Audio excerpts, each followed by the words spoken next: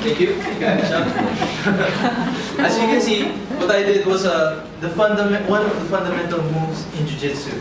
What you have witnessed is the rear naked choke used in Jiu-Jitsu. Jiu-Jitsu, for all those who doesn't know, is a combat sport, and it's also used in self-defense.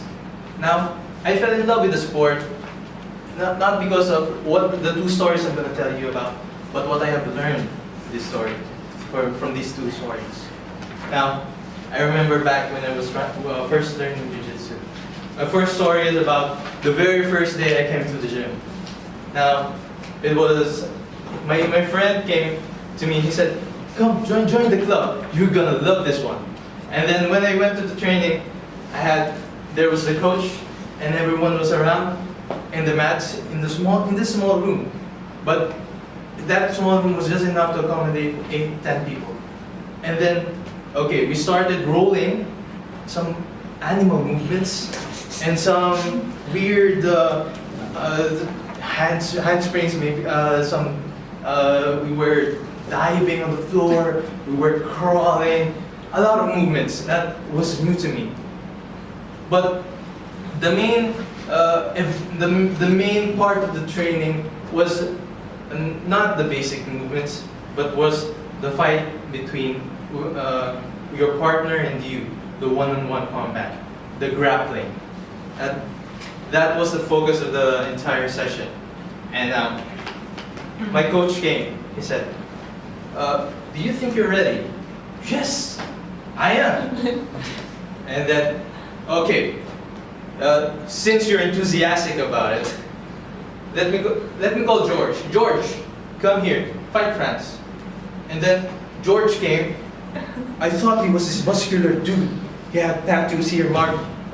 You know the sticks here, 1, 2, 3, 4, 5. I thought those were the guys who he killed in training. I was like, "This is George?" No. George, come here. And then it was Georgina. Georgina came, 4'11". Georgina came and introduced herself. "Hi, I'm Georgina. And Georgina, you handle Franz. I'm just going to train the other guys." And then I can beat this girl. She's 4'11". I'm 5'8". 175 pounds. And then we bumped our fists, a sign of respect, and I gave her a deep, fearful stare. Now the psychological game has begun. I'm gonna strike fear into your eyes. And then in that exact moment, I went and grabbed her shoulder with my arm. And as I've done that, she disappeared. She went under my arm at the speed of lightning. She went into my back, grabbed my neck. The same move that I did to Atisham, she did it on me. And imagine an antelope drinking a little bit thirst of water in the river, and the crocodile jumping from the river, grabbing the neck of the antelope.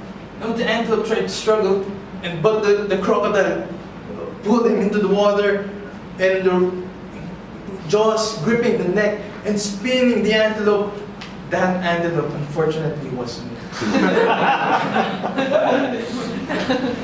Needless to say, I got my butt handed to me by 4'11".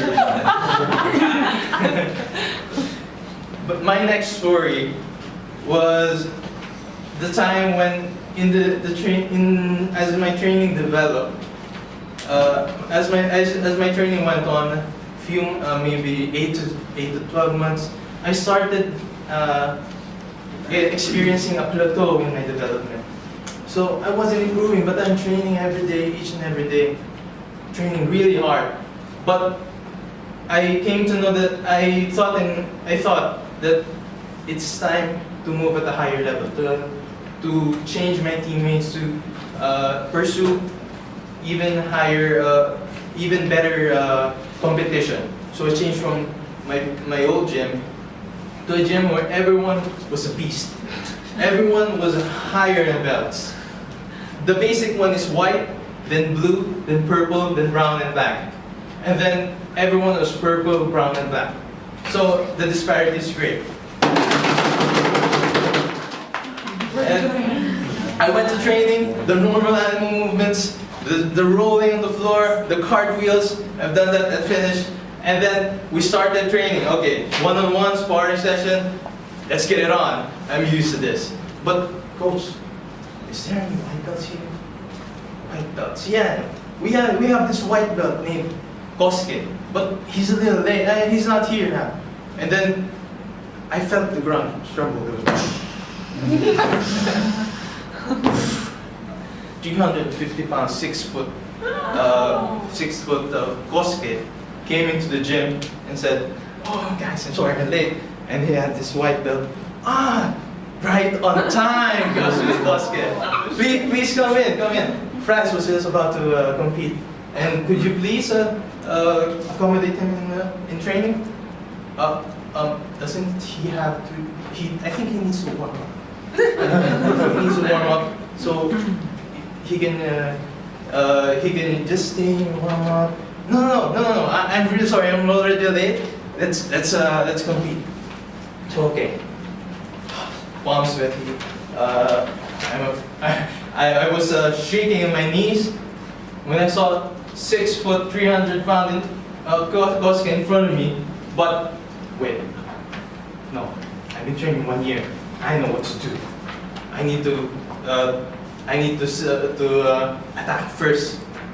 If I put him on the ground, then he won't have any chance of going back up because he's gonna lift my weight and he's gonna lift his own weight, or 350 pound weight. Great idea. But that's not what happened. Unfortunately. As soon as I grabbed him on the shoulder, he grabbed back. Oh my god, the power! And then he threw me down, boom! Including all the 350 pound weight must get down on me. I said, for 2 minutes I was screaming.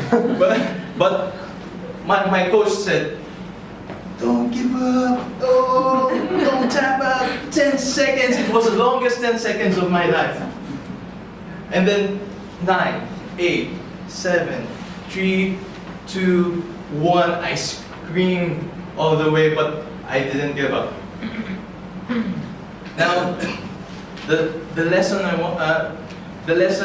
that I learned between these two stories was that on the first story, it doesn't matter how big your problem is.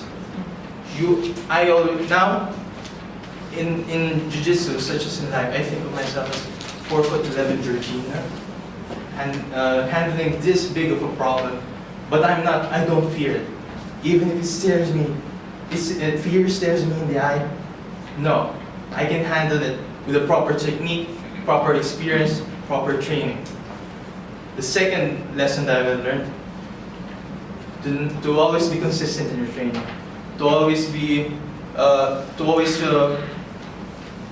consistent, to be there every day, to seek for improvement. Even if you plateau, if you are the best person in this room, then maybe, just maybe, you're in the wrong room. You need to go to the next room. You need to challenge yourself. And lastly, the disparity between the mediocre and the successful is that we make the uncomfortable comfortable. We want to put ourselves into deep water and experience that development. That's why I'm here, and I know in my heart that's why you guys are here also.